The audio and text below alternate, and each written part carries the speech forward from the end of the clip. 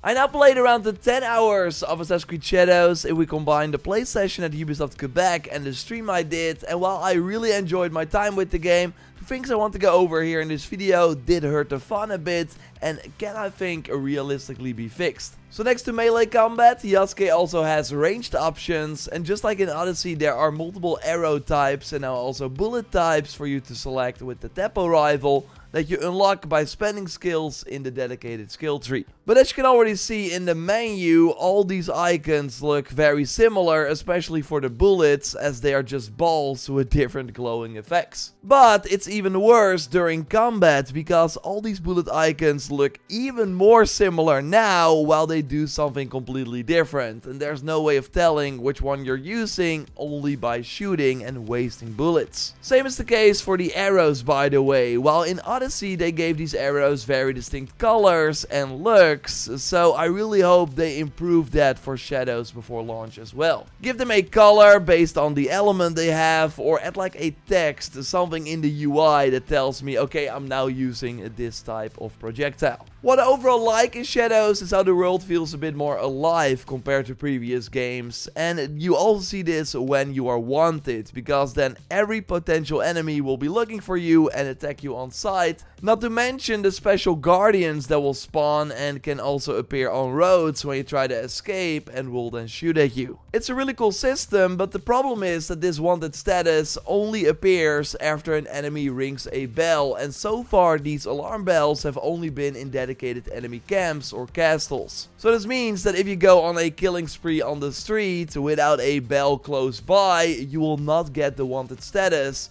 so can after that just easily continue with your journey without consequences. While in Odyssey or Mirage, every illegal thing you did on the street would cause your wanted level to go up, and then the mercenaries would appear, or the hunter in Mirage, which was way more realistic. In Shadows, the guardians won't spawn if you create mayhem on the street if there's no alarm bell close by, so I hope they make the wanted system separate from the alarm bell. Now, as you might know, only the character who raised the alarm will have the wanted status. Switching to the other character will mean that the guardians are still in the world, but won't attack you anymore. Just like other enemies, you can then still attack them yourself if you want a nice standoff, but can also easily ignore them. Now, this dual protagonist system also comes with some new issues, and some of them I think can be easily addressed. So while playing Naue, you can find weapons or gear for Yasuke and the other way around. But since both characters use a katana, when you loot one, it's very unclear who the weapon is for. Look, this is a comparison between a Yasuke icon for a katana on the left and a Naue katana on the right.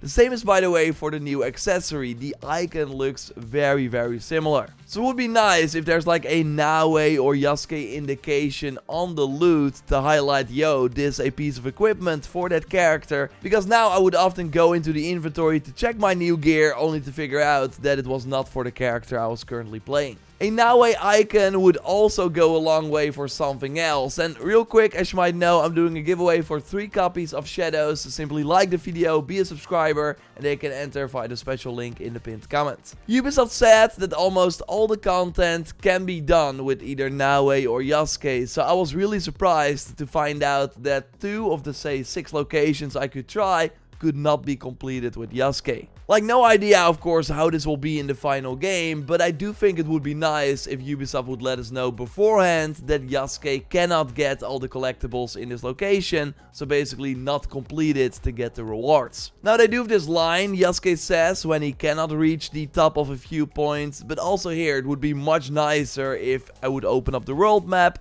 and see an exclusive Naue icon next to the viewpoint. That way you know before you run around and try to reach things with Yasuke that you should not be wasting your time. Now, both characters, of course, have their own unique abilities, but a massive change compared to Odyssey and Valhalla is that you now can equip 2 abilities that are linked to your weapon and only 1 so-called character ability. But what I found is that some abilities are clearly way better than others. Like Yasuke has an ability that basically makes him unkillable for 20 seconds, as all the attacks from enemies will only interrupt him, but not deal any damage. So this one is clearly OP, especially when fighting multiple enemies, but this now means that there will not be a reason for me to switch that ability out for the very fun kick, because that means that I won't have this invincibility skill anymore. Yasuke also has this sort of battle cry that I wasn't really impressed with at all, so there's no reason to use it. I really hope they add a second character ability slot for both Yasuke and Naoe, because then the other abilities still have some use,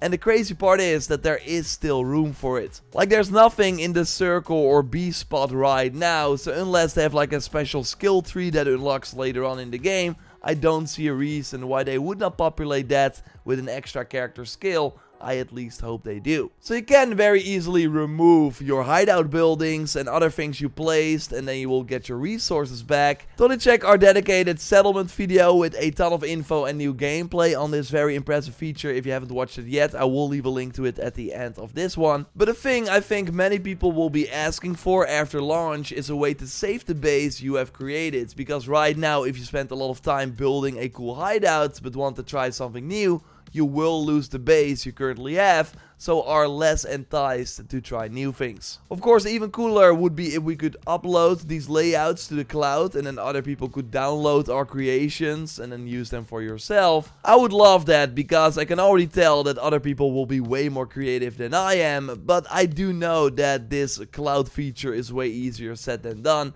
Also because not every player will obviously have the same hideout props unlocked and the resources to place them all. Now, something I liked in the Valhalla settlements were the dummies that we could attack. Of course, they had these in Norway too, that we mostly used to look at the impact of the stats in the game. But in the hideout in Shadows, you cannot use your weapons. So that also means there are no dummies or ranged targets you could practice on, which I think would be fun, even if it's just in one contained area in the hideout. Now, being able to build your own parkour obstacle course would of course also be awesome.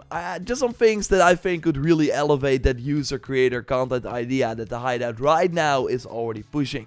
To be fair though, having those dummies to test the power of perks and stats on would only really work if there were damage numbers. And I know not everyone wants to see them, I get it, but I hope they consider it at least as an option, and not only to more easily highlight the impact of changes you are making to your loadout, but also because there are critical hits in this game, crit chance perks, crit damage perks. It all triggers on a critical hit, but without damage numbers, it's really hard to notice when you do a critical hit, like almost impossible. I asked Associate Game Director Charles, and he once again said that they are not planned because it's immersion breaking, but I at least hope they add it as an option, because I do think it would add to the longevity of the game for people like me who like to min-max their playstyle. Now, of course, curious to hear what you want them to improve or change. Like, we know they are listening as they're looking into a toggle for the black and white filter we now see way too often. Would be cool if we could turn them off, and maybe also for abilities or assassinations individually. Now, some things that I don't think they will improve, or that will of course cost way more time to improve, are the emotionless and kind of lifeless faces of in particular Naoe during conversations. It really feels like a big step back from the previous games. Also, the voice acting for her just doesn't seem to be on the same level as the previous protagonist, especially during these regular conversations. So I hope she impresses more in the full game. Let me go in your place, my lord. I've got some questions for these merchants. I also don't think they will ever give us a way to change the time of day, although I already know that I will miss that feature a lot, especially for recordings, because gameplay during night is just very hard to see. Like, I get that stealth is easier during night, with Naoe in particular, but what if you play Yasuke all the time and just want to see everything all the time? I really hope they bring the meditation back later on. Curious to hear what you hope they change or add later on. A like on the video would really help me out, and subscribe for way more Assassin's Creed Shadows content. And again, that settlement video, check it out if you haven't already by clicking on the screen. I will speak to you very soon. Goodbye.